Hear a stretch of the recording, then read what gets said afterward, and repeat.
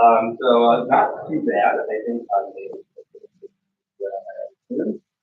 So today we have kind of our follow-up to our paperworky day. So yesterday, lots of paperwork, just kind of figuring out the beginnings of class. So I know, not the most exciting thing. Today we're going to figure out our account. So this is kind of like our technology day. And really, between these 2 days, we get a lot of our foundation set up, and then we can move on to more exciting things later. So sorry, right? It's not the most exciting today, but I really do need your help because I'm going to show you a few accounts that we want to make sure you can log into with your favorites, that you know how to access at least. You don't have to be masters at them. That way they are available to you as we go forward, right? So this is going to hopefully make your life easier in a variety of ways. But I don't always know how an account looks to a student or if things don't work for a student, right? Like it might work for me, but not you. So I'm relying on you today. If you can help me out, if you find that there are any struggles, we want to make sure that we address that ASAP so that you don't have to worry about it all semester or when it counts, when we're in the middle of our activities. So step one, just logging in to your Chromebooks. You guys know how to do that? Step two is just being familiar with some of our Google items. So Google's kind of our main suite of features. If you were to open just like a new tab on your Chromebook, it likely looks like this page. Is that correct? Maybe just click like the new tab button. So it might not be your default page. Your default page might be like the intranet. You guys know how to open new tabs. It's usually just this little plus sign for those of you that might not see it. We're going to use Google for a couple different features. So if you are familiar with these because you use them a lot, great. You might just be kind of like an area expert. So folks to the left and right, you might be able to lean on each other. Some folks might be more experienced with different Google features. I do want to show you how to access them, and then we'll go more into depth into them as we use them for different activities. But if you're on this page, in the upper right-hand corner, there are these little 9 squares, and that'll bring up your Google menu. So this is how you can get to the different programs that we'll need to use throughout the semester. They might not be in exactly the same order as mine up here, but hopefully you can find the icons. The first one is your email. So if you need to email me something, whatever it is, if it's turning in an assignment or asking a question or you're absent, or you have a question about grades or whatever it is, it should come from your school email. That way I know it's you. So if you email me something from like a personal email and I can't identify that that email is connected to you and you say, hey, what's my grade in class? I'm probably just going to tell you, email me back from your school email. So save yourself the headache of that extra step. If you have to email me, it should come from your Pt.2 email. Does that make sense? So easy to access. I'm just going to click on my email very quickly. If you need to compose an email, you can just come up here to the upper left-hand side and it says compose. And then it will give you a little box to write. So you can put my email address in there. I'll show you that on our classroom in just a moment. So the access to that, and then you can type me whatever message you need to. I think a little bit later, maybe tomorrow, I have a little email activity where I'll show you how to write one of these and like attach some links and attach screenshots and other kinds of things you might need to do with emails. But at least you know where your email is located. That's kind of the big thing today, right? Yes. I keep getting emailed Genoa High School's announcements. I'm not So from there. I believe that your Pt.2 counselors send out your member school announcements to your Pt.2 email. Not my members. So you would probably want to reach out to your Pt.2 counselor and say, hey, I need to get this switched. Do you get your other, like your actual member school? No. So they probably have you on like the wrong list, right? So I would reach out to them. I believe I have some counselor contacts on our classroom, but they can probably get that changed for you. So I just email them back with the same person. Who did it come from? Holly. You could email her. She's our secretary down in Student Services. She might be able to help you out. Okay. All right, questions on accessing email. I'll go at the speed of light if this is all just kind of regular business. So don't let me bore you to death, right? So give me, actually, this will be good. I like to do thumb dials. They help me out a lot. So thumbs up means I'm good. Thumb sideways means, I'm not quite so good. Maybe a little extra help. Thumbs down says rescue me. So tell me about email. Where do you feel? Lots of thumbs up. That says we're moving on. Awesome. So you can probably always see these little like 9 dots up here, or you can always go back to like a new tab. But this is the way we can access those programs. The other one that I want you to learn how to use is Drive. So it's this kind of like little triangle-y shape. And again, I'll just show you my drive very quickly. We'll be doing a lot of different projects and gathering things like articles or links or research throughout the semester. And I just encourage you to start figuring out a way that you keep that organized. So if you have like physical notebooks or binders, that's fine. We can print off a lot of our materials if we want to, but there is just a lot of stuff that's digital.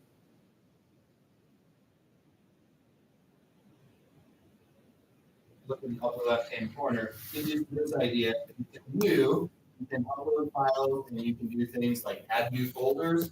I think it's also a good idea to make sure that you start labeling documents. There's nothing more frustrating than being about halfway through the semester and you've got 50 untitled documents on your Google Drive. It starts to be very frustrating to figure out which things go with which project, or you submit the math homework by accident or whatever it is.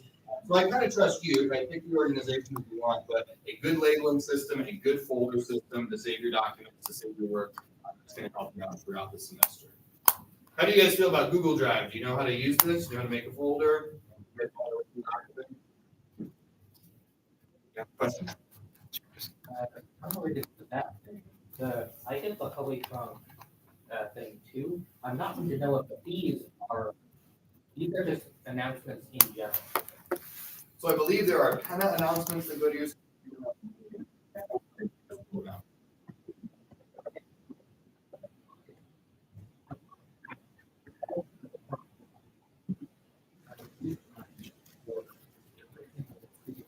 That's probably just a general email that goes out that says, hey, I would email that you send. All right, questions on Google Drive before we move away from this? Anything. Cool. So that's really cool. We also want to learn about Docs. So very frequent use for you. Google Docs is essentially a text process. I would be very careful about clicking on any of these like pre-generated reports for any reason. A lot of times they are not up to date, or they have like some extra information or formatting or clutter in them. And it ends up being a lot more work to kind of deconstruct those to be in the right format than to just start with a blank document. So often you don't need a lot of extra formatting, so a blank document is just a perfect way to do things. And then if you do need some special formatting, like the MLA format is what we use for some of our projects, I have a lot of resources on that. So don't worry, I'll come back to that later. But this is essentially how you access a blank document, and then most of your things up here in Google, and it says untitled document. It would be a good idea to change that to something very specific. Title of the project, maybe the date, maybe your name, whatever it is, it's going to keep you organized. And then obviously you can type in here like a typical text program, and you'll be able to either submit these documents or you'll be able to at least copy and paste out of them for your submissions in class. How do you guys feel about general features of Google Docs? You've used this before? All right, so this is true for Google Docs and then Google Slides, which we'll talk about next. There is a share button up here in the upper right-hand corner, which we will need to use sometimes. So every once in a while, you'll be working with others and partners or groups, and you might need to collaborate on documents, or this might be something that you choose to share with me, and then I can help you out. I can read feedback, or this might be a way to turn something in if some of our other features don't work. So I just want you to know that it exists for now, but if you click on the share button, that's going to make me name. Let's think of something that a cat walking across the keyboard. Great. And then here you've got a couple different options. You can type in somebody's email address if you have it. So sometimes that's the easiest way to do things.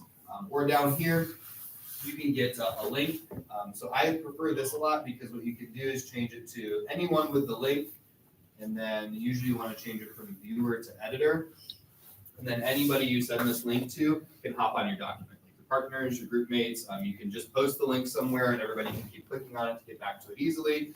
Or you could like send this link to me in an email and I could access your document and give you help, right? So if you're not sick or whatever it is, all you have to do is hit the little copy link button, boop, and then it says link copied, right? You paste that wherever you need to. So you can paste it in a Schoology assignment, send it to somebody in an email, whatever it is.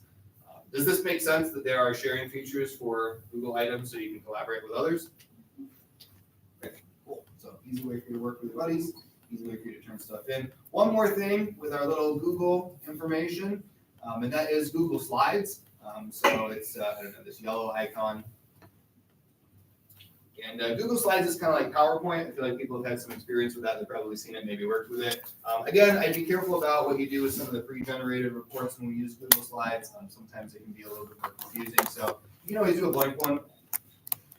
And then sometimes this is a great way to organize your ideas when you're working in groups, or we'll do things like we have presentations in class, and this is a great media for that, for you to have the slides to accompany you with your presentations.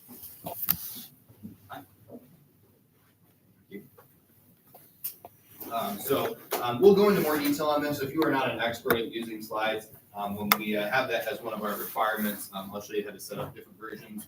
But essentially here, you can make a slide presentation if you ever needed that, or if this is something that's an easy way for you to organize one of your projects. All right, that's everything you need to know about Google, at least in the general sense. Do you feel comfortable that these tools are available to you? Okay, hopefully you've used them before, or a buddy near you has, and they can help you out, or when we have some work times in class, I can go into greater detail if you feel like you need some extra support. So that's everything for Google. The next thing we're going to do is look at Schoology. How many of you have used Schoology before? Maybe like at least one class last semester. Okay, so if you look around, I think that's almost everybody. So hopefully somebody to your left or right could help you out with this too. I believe the link is on our Penta intranet, or if you have it favorited, you can go to our Schoology homepage. I don't know if it looks exactly like mine since I have a teacher account, but the most important thing when you get to Schoology is that you see that you're in our course. So if you click on this courses button, you should see that there is an English 3, and it's got, I don't know, like a blue book and a pencil on it for the image. So I'm going to use this as a checkpoint. Can you guys get to Schoology? Do you see that you are in English 3? So just give me like a thumbs. Yes, I'm getting there. Help me. Just like seeing a lot of thumbs up. So this is where you can go for all of our class resources.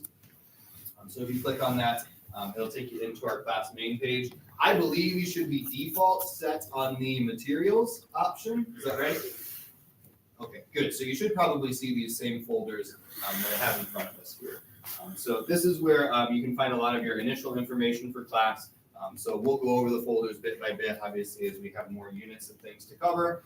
But I can show you at least a few of them today so that we can kind of get started. So like right here, our first folder, if you open it up, it is our class calendar. So I actually kind of hate what Schoology does. If you click on it, it gives you like a window within a window, and I think it's really small. And then the scroll bar I want to work is never the one that actually is scrolling. So if you're as frustrated as I am, you can just click this hot link up here, and it will take you to the actual like proper Google link. So this might be one that you can favorite, and then that saves you a couple clicks later in life. But this is our class calendar for the semester. So I have essentially a basic version of every day plotted out. What you can do with this is hopefully have a heads up about what's going on. So if you're absent or if we have to look ahead, we can collaborate on days that you might plan to miss. And then usually this is a good indicator based on the unit or going back to some of our other resources on Schoology. You should know what assignments are due and what we're doing in class, or it should give you a platform to ask for help, if you miss a day. So I'll look at yesterday, right, Wednesday. We came back for our first day, talked about library cards, we did student introductions, we did our pre-test, right? So that's a good heads up. If you missed yesterday, we would want to talk about this. You come back to class, you send me an email, or we go over that, you know what's going on. If you look ahead, I have a lot of things planned out actually for the whole semester. I can't promise it'll stay exactly the same because I can't anticipate some things like snow days or that kind of stuff. Those do tend to throw us off here and there. So usually what I do is as we start with our units, I'll go over like the next week or two, whatever is connected to that unit, and that's our pretty standard expectation. I don't like people to usually go beyond that because it's very hard for me to commit to something, 2 months down the line. I don't know if we'll have to change those things. So my advice is stay within, our couple weeks of whatever unit we're working on, and that generally stays pretty consistent. Then you have every day on here to kind of plan for. So don't worry about looking too far ahead right now. I'll talk about we're basically starting our first unit next week. But just if you look at today, you'll see it's our technology day. These are the accounts that we're going to go over. Tomorrow, we're going to do things like look at our syllabus and get those kind of final pieces set up for our class. Does this make sense? You have a class calendar here. Hopefully this should help point you in the right direction. What's due, what we're working on if you're absent. Yeah. questions here? If there needs to be a change to this, usually what I will do, let me just go back to our Schoology main page. I will post something in the updates section. So right under materials, there's this little updates option. I'm actually going to send a test one out right now. What this will do is it basically messages everybody in class. So I don't always need to use the updates feature. It's only really if there's something special that doesn't exist on our main page already. So like a schedule change on the calendar is something I'd send out to you, or if I found some extra resources, or anything else that I felt like was relevant to go out to everybody. Usually what will happen, I think I have to refresh the page, but you might have to do this too. You'll see a little number 1 pop up next to your updates. If you see that, you should read it, right? That's some important information that went out to all of class. So there won't be updates every day, but every once in a while, it's hard to anticipate. I know there'll be stuff that comes out there. Does that make sense? Does everybody get the little number 1 notification? Okay, cool. Other things on this main page that we'll take a look at. If you look at the next folder, we're not going to talk about our syllabus today. We'll do that tomorrow. But I do have some pieces of information on here, contact information for me, and contact information for all of your counselors. So if you reach out to somebody, write an email, or whatever it is, you can find that information here and just kind of get the ball rolling on whatever that situation is. So available to you if you need it. We'll come back to syllabus tomorrow. We'll come back to this writing an email later. I'm going to go to this next section here that says resources and class websites. We're going to talk a little bit more about technology today, just trying to get you set up with everything and make sure that you have these accounts ready to go. So if you pop up in this folder, you'll see tech tips, some of our class websites, and then some of these resources we'll get to later. So I'm going to start with tech tips. The first thing in this folder within a folder is to update your Chromebook. So we're going to do that together right now. I have kind of a step-by-step guide in here and some screenshots, so you can always come back to update your Chromebooks. How many of you have updated your Chromebook recently? Okay, great, awesome. So folks around you might know how to do this, right? Again, you can ask for help. If you're not in the habit of updating your Chromebook, this is one of the main features that usually helps us solve weird problems, right? So if the website's not working or formatting is not going correctly, a lot of times it's connected to something like doing an update on your Chromebook. So I would suggest that you just do this right now with me. Probably only take you a moment to do. It's an easy 5-step process that I have there, where I'm just going to use these screenshots right here to show you how to do it. So first screenshot, if you're just on any page on your Chromebook, if you look at the bottom right-hand corner, there is a clock. If you click on the clock, it'll give this little pop-up menu. And then towards the top, you'll see circled in red here, there is a little gear icon that will let you go to your settings. So if you want to click down there, pop-up menu, click on the gear. That'll take you to my next page. The next page should look like this, right? It's your settings menu, and then circled in red down here in the bottom left-hand corner, there's a little button that says About Chrome OS. You just have to click on that little button there, and it will take you to your final page, which looks like this. And kind of in the middle, towards the top, there's a little section that should say check for updates, right? So you can do that right now. If you're updated, it'll just say you're up to date. If you are not updated, it might have like a quick update to download, and then great, you can do that now. That way you know you're current. Every once in a while, it asks you to restart, so do that if you need to. I would be in the habit of doing this. They usually don't come out more than like once a week. So maybe check in at the beginning or end of the week, see if they've got any updates for you. But definitely if you're experiencing any weirdness or problems with our websites or whatever, this is a good first line of defense to just see if that fixes the issue. How do you guys feel about Chromebook updates? Pretty good? Okay, awesome. So hopefully you're up to date today, and then just make that a habit going forward. All right, so other things in our technology resources, underneath the Chromebook updates, there's this little tech tips section, and this has some key commands. So if you are a master of key commands, awesome. You can help some folks around you. These will hopefully not only make your life easier, but quicker at a lot of points during class. And I like that, right? If it's easy, if it's saving me time, we want to make sure that we're doing that as much as possible. So this one is kind of overwhelming. The first one, if you want to do this, if you do Control-Alt// on your Chromebook, just hold all three of those together, it'll give you a list of every key command you can use on your Chromebook. So if you are in like the advanced zone, then great. Use this. There are lots of neato little key commands in there that'll help you. but I understand it's like 100 or something, so that's a lot. It's overwhelming. So if you're not feeling like you want to look at all the key commands, then beneath that, I listed kind of like the top 15 things that might help you out. So if you're familiar with these, great. If you are not, I would start working them into your routines. Some of it's simple stuff like copy and paste. Right? We'll do a lot of things where we're working with one another, or we're doing research, and we're gonna have to copy and paste quotes of information from point A to point B. Great. Use these key commands. It's gonna make your life easier and hopefully quicker.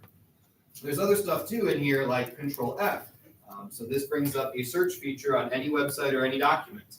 So if you're looking for specific phrases or ideas in any of our readings, or if you want to find something while you're editing to just try and upgrade that, whatever it is, you can hold Control and F, right? And then you can search for things like words or phrases, and then just zoom to them instantly, which will save you having to reread something 50,000 times to try and find that correct information. So those are just two examples that can save you some time, hopefully save you some headache, and make you more efficient. So these are there for you, and I know you might be in different places. Start trying to adopt as much of this as possible, and you will be very happy. Like midway through the semester, if you've memorized a lot of these, you'll find that you are much more efficient and saving a lot of time. Questions on some of these key commands that could help you out? Okay, great. Hopefully it makes your life easier. That's the goal. All right, so let's go back to our tech folder. There's one more thing in this first section, and it is technology assistance. So click on that last little link there. This is, that's really small on my screen. Hopefully you guys can read it on your screens though. It is an email and a phone number for Pt.2 tech support. Now, if you are here in school, then we could send you up to tech support. Usually they can try to do something to help you out. Sometimes they can try to figure it out in that moment. Sometimes they need more communications, or sometimes it's nice to email them if you don't have the time to go up there, or if you've got some ongoing questions. This can help you out with your Chromebooks. So I'll try and help as much as possible, but every once in a while something comes up where we just can't figure it out. Right? We need tech support. So here's the real bummer. If something's going on with your Chromebook, you might not be able to access Schoology to get this phone number or get this email, right? So your technology assistance might be locked behind your technology problem, right? Ironic. I suggest writing this down somewhere, or maybe just like taking a picture of it on your phone. That way, if your Chromebook won't turn on or whatever, you could send an email from a phone or a different device or whatever it is, and reach out for some tech help. Make sense? You got tech help available to you? Cool. Hopefully it doesn't come up too often, but I know here and there we have some issues, so at least now we feel pretty good. Okay, so back in our resources folder, that was everything for tech tips. The last folder we're going to use in here is this next one that says links to NoWriting, Grammarly, PaperWriter, Turnitin. We're not going to do all of these today. Some of them will be a little bit more closely connected to some different projects, so we'll work with them in the moment. But there are two of them that I'd like to set up today to make sure that they work, and we just have our accounts ready to go. The first one is Grammarly, so we'll start here. Oh, God. This is a spelling, grammar, and vocabulary assistant that if we do these next steps correctly, can just be an extension on your Google Chrome. So it can just work with you all the time on basically every assignment that you do throughout the semester, which will be helpful on anything from just a small sentence you write to potentially a giant paper, right, where you have sentences and paragraphs and pages of information. So I really like it. I think you're going to really like it too. I've never had anybody hate it. I think it's a very useful assistant. So I think you can actually skip these first two. They're just kind of there for support. If you go to the last one that says download the Grammarly extension for Chrome, this will take you to a page that will let you get the extension that overlays automatically. So your page should look like this. Mine says remove from Chrome. It probably says like add to Chrome or install on Chrome. I would take one quick moment to do this. Let me give you like 60 seconds to go here and install. If it asks you to make an account, you can just sign in with Google. Are you guys familiar with that option? It's usually so easy. It's like a one button click to sign up, and then you don't have to remember any extra usernames and passwords. You can just always sign back in with Google if you need to. So that would be my recommendation. I'm going to give you 60 seconds of me not talking for you to figure it out. Install this, make an account if you need to, and we'll come back together in just a minute. Go.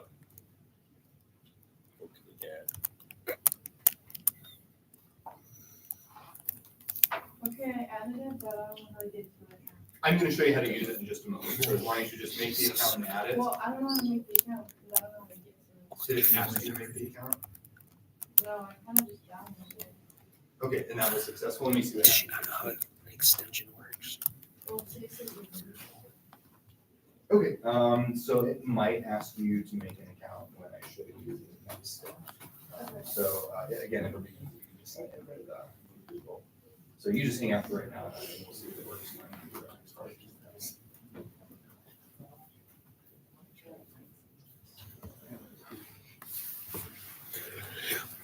Grammarly. That one extension is actually what will allow us to use at school. That's amazing. Yeah, look. So I go here, James.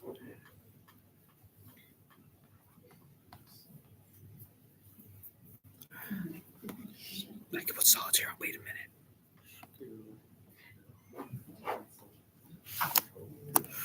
Wait a minute.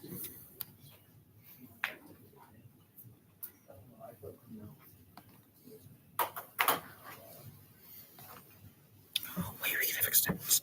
Oh, never mind. James, look. Your admin has blocked our swoop. No, you are swoop. You block swoop.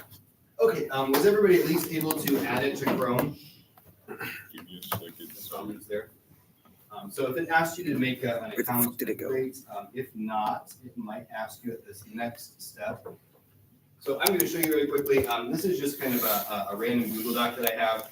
You can open up any Google Doc and kind of follow along. You should hopefully see up at the top, it's either in your quick menu bar. I have this green circle that says beta, or you might have to click on this puzzle piece, which gives you a list of all of your extensions. And then for me, mine's kind of in the middle here, right? It says Grammarly. So in one of those two ways, that's how you can double check, yes, I have the extension installed, and then it should be able to work for you. Now, if you are signed in already, if you click on this, it'll show you, right, like I'm signed in and all the features are turned on. If not, when you click on it, it'll ask you to sign in. So if you already made an account, cool, just click, sign in with Google. If you haven't made an account, right, sign up with Google. Should be an easy couple clicks. But then you should eventually see your extension look like this, right? You're signed in, everything's turned on. Those are kind of the main features that I see when this doesn't work for somebody. They're usually not signed in, or these are easy, click sliders, right? So mine are all on. If yours are off, just click them and they'll slide on, and then you get access to all the neat little features. So let's give you, 30 seconds or whatever. Try and get signed in, turn all this on, and then you can, I'll give you a tour after that how this works.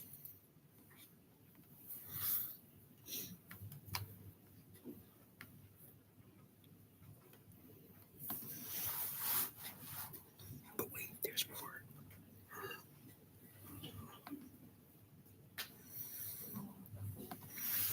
Any trouble getting signed in, turning this on? You're working okay? This is technology day, so slow me down and ask questions. So I'm just going to show this to you on a Google Doc. It does overlay on a lot of other websites too, maybe not every single one. So if for some reason you're finding that Grammarly doesn't work on a particular website that you want to use it on, you can always just copy and paste that information into a Google Doc and copy and paste back and forth. So Google Docs always works. It'll always give you Grammarly feedback. It's basically kind of a spelling and grammar and vocabulary helper. So if you look through my document here, you can see there are lots of little red underlines. Okay, great. That's signaling that this robot basically has some feedback for you. And you can use it in one of two ways. You can hover over those little pieces of feedback, and right here, it wants me to change this word. So if I agree with that suggestion, I can just click on this and it'll make the update for me. So cool, nice spelling, grammar, easy feedback. If you feel like it's making a mistake, you can hit the dismiss button, and then that will dismiss the little red underline. So robots aren't perfect. I'll just give you an easy one. You might write the word penta, right? The name of our school. It will often think that is a misspelled word. If that annoys you, then you can just hit dismiss, right? Because penta is a real word for us, right? If we're referring to our school. So you have to outsmart your robot sometimes. And the way you might be able to do that is with this last option that says see more in Grammarly. If I click on that, it'll give me this little pop-up on the side, which gives you an explanation for why that robot wants to make this upgrade. And sometimes we don't take those suggestions. So if I click over here, right, I can get this suggestion, and then usually a 1 or 2 sentence explanation. here's what we think you're trying to do. Here's why we think this upgrade makes sense. So if you read that and you go, yeah, this does make sense. That's what I'm trying to do. Cool, do that, right? Do that upgrade. If that doesn't make sense, then maybe the robot has somehow misinterpreted you and we need to make an upgrade, but it might be something different than what this suggestion is. So robots are awesome. They're very helpful, but we do have to use them correctly, kind of be smarter than them at some moments in time. Does that make sense? Now here's the cool benefit. If you read these rules and start stowing them away in your mind, you can fill in some gaps in your grammar knowledge. So I've heard this story a million times from my students. They have Grammarly. At the beginning of the semester, they have lots of red lines, right? Lots of things that they didn't know how to do or weren't aware that they were making mistakes on. And slowly but surely, as the semester goes, they start to learn these rules. And then in the latter part of the semester, they get a lot less feedback on Grammarly, right? Their editing steps are less, so they're spending less time there because they're just doing things automatically. Hopefully it kind of individualizes things for you. I wish I could go over every grammar rule all the time, but I can't, right? There are different gaps in knowledge that we have. So this is a great way to tailor the experience to help you specifically, whether it's working on commas or verb tenses or whatever. Grammarly is going to give you that consistent feedback to help in those areas. So you can use this on something as small as a sentence, have you write a sentence for one assignment, or you can use it on things as giant as an essay, just like this, and it'll give you feedback on everything. How do you feel about that? Spelling, grammar, punctuation feedback. Hooray, Grammarly will save your life, hopefully, at some point. Woohoo. Woohoo, yeah, I love it. I still use Grammarly all the time. My wife's in doctoral classes, she uses Grammarly. It's amazing. Now, there's one other cool feature that I think you can use with Grammarly. It's a vocabulary upgrade. So a lot of times this is very challenging because vocabulary doesn't always have to be wrong, but obviously we want our vocabulary to be the best it can be. So I'll show you right here. In this essay, this person used the word things. Things is kind of a terrible word. It doesn't give any specific idea. A lot of times these creates moments where somebody can be lost, so I might not know what you're talking about, or an audience member might be confused. So it's not wrong. They used the word things correctly in that sentence, but it's really poor structure, right? We can do a better word than this. So in the past, I used to have to break out a stack of stone tablets, right, and search for a better word. You, however, have this great advantage. If you double click on a word when you have Grammarly open, it will bring a little pop-up dictionary and thesaurus. So it'll usually give you a couple different options. For some words, it'll have the definitions in there, and then just like some of those other features, you can actually just click on whichever one and replace it. So I might want to change the word things to something like specialties. Okay, great, right? I've upgraded at least a little bit. So some are more obvious than others, right? Obviously, things is a big word. We'll work on that a lot. But if you're ever just looking for a better vocabulary word, you can double click on anything and then make a quick, easy upgrade. How do you feel about that? Vocabulary builder? Easy? You're going to look super smart. We love looking super smart, Mr. Blue. And it's so easy, right? No stone tablets involved. Yes? Something specialty before you use here. I mean, that might not necessarily be the best word in this situation. It'll at least start to propel you in the right direction. So you can actually do it like a million times. So if you just do specialties and then you go, I'm not too sure. I don't know if I want to use this word, then you can double click on it again. And don't pick things if it tells you to do that. But it did have a couple other options in there. Or if all else fails, you can always go to like an online thesaurus or something and start to work from there. But a lot of times, this does have at least a good upgrade in the right direction for you. So even at the rate of specialties versus things, I think that's a better word. Sorry. Okay. Other questions about Grammarly? Just anything Grammarly. Cool. Well, that is now your buddy for the semester. I have one more thing for us to look at. So we're going to close out of this little Grammarly folder. Underneath that is a folder called No Red Ink. So this is going to be our grammar lesson assistant that's going to help you with a bunch of different features. So we're going to get signed in and kind of take like a quick tour today just to make sure you know what it is. And then I'll show you how you can do those assignments. And I don't know, we're doing pretty good on time in class. So it's possible you might even get a little bit of time to play around or kind of work on these. How many of you have used No Red Ink before? I know a lot of teachers use. Okay, great. So again, you've got maybe like a resident expert near you that might be able to help you out. I always like that. Expert in all things. If you look at these links here, again, these first two are to help us out, their support. You might be able to skip down to the third link that just says the invite, and that will automatically put you in our class. So that means you don't have to like do all this extra, add the class code, that kind of stuff. So I would suggest start with this one, this last one, the invite link. And it should hopefully just take you directly to this page. Well, so I'm logged in as me. It'll ask you to log in if you already have an account, and then great, you should see our class pop up. If you don't have an account to Know Red Ink, I believe, again, you can sign up with Google. Easy peasy. Let's do that. So let me give you 60 seconds to click on that link, get logged in with your old account, or just quickly make a new account with Google. And then maybe you can favorite that page when you're done, when you're on this main page. That way you have easy access to Know Red Ink when you need it. So 60 seconds, good. But what's the class code? So did you try the invite link? I would suggest doing that because it automatically does it for you. If not, the link above it has the class code on it. Just pick out interest, is that one? Yeah, so if you make an account, it might say like, what are some interesting like movies or TV shows, and then it'll use those to kind of tailor some lessons. Basically, what it does is like if you put Shrek as an answer, it will start giving you questions with Shrek as the name. Like Shrek has 82 cans of dish soap. He gives away 5. Why the fuck do you have so much dish soap?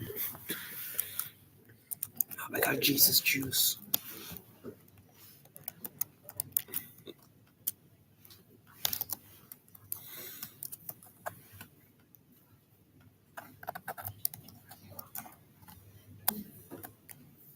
All right, now my screen might look a touch different, but as you start to finish up with this, if you're successful, you should see a screen that looks roughly like this with a class that says like English 3, Spring 2023. Are some of you seeing this?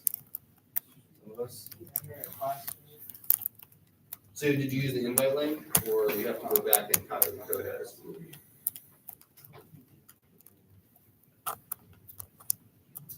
If you need the class code, it should be in, I think, one of the earlier sections. The class code is Terrific Bike 57. And the invite link is a loading time. Yeah, so if you need to go to Know Red Ink description, Terrific Bike 57, that's the class code.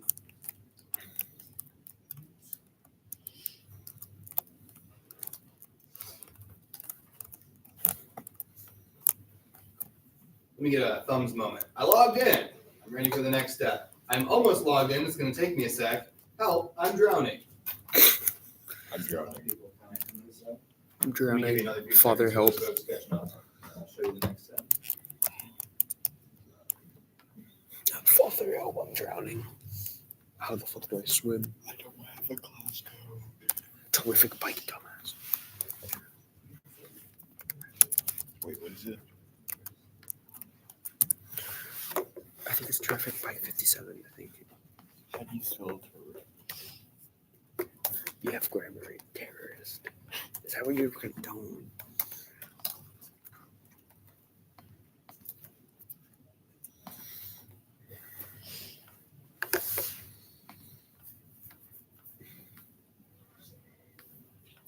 All right, so Grammarly is our platform for a weekly grammar lesson. So roughly speaking, every week we'll have one grammar lesson to work on. So I'm going to actually hop to our class calendar that we looked at earlier. And you'll see that this week we don't have anything due. But generally speaking, if you look at Sunday at 11:59, I will give you the full week. Right, you'll always have all those days, so use them wisely. Obviously, you can ask me for help and get some assistance. When you're in class, when it's the weekend, hopefully you're in a good place and you can just kind of work on your own.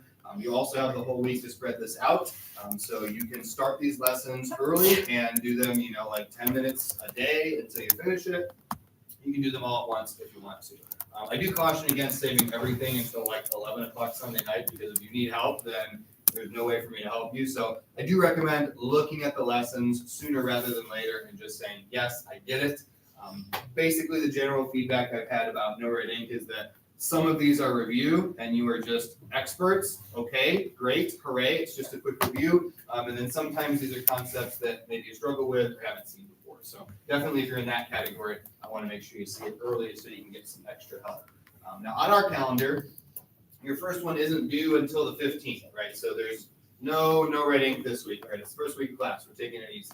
But I'm just giving you a heads up, that's when the first one's due. And then if you look, on the calendar, right, they're usually due every Sunday, so finish them before then.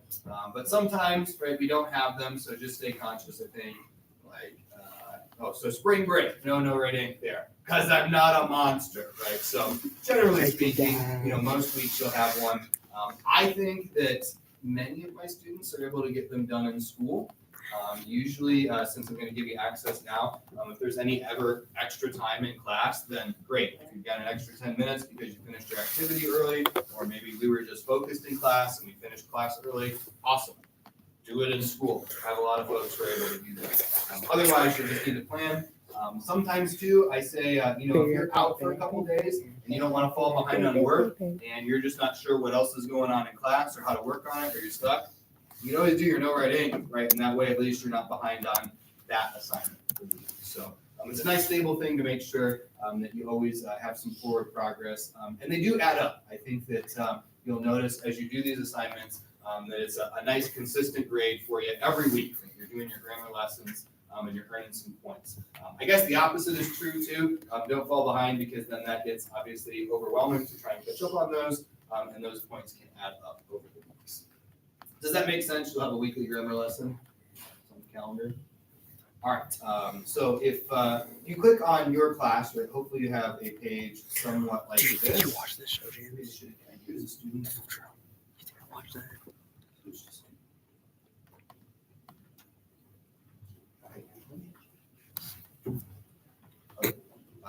Maybe your page looks a little bit more like this.